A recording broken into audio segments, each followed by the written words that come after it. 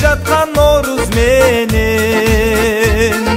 куттуу болсун ырым дедим.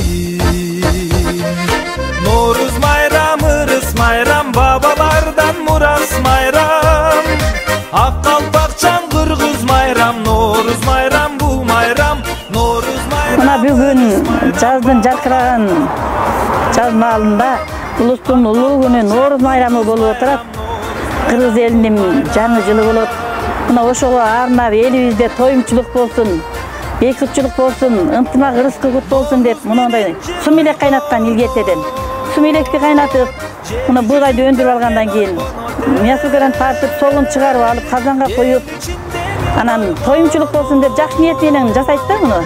Кыргыз элибизде чынында ынтымак ырыскы болсун, элибизде тынччылык болсун, бири-бирибизди сыйлаган, урмат сыйга бөлөнгөн биримдиктүү энелер бололуп, бардыгыбыз ошо жакшы тилеген энелер келип отурабыз.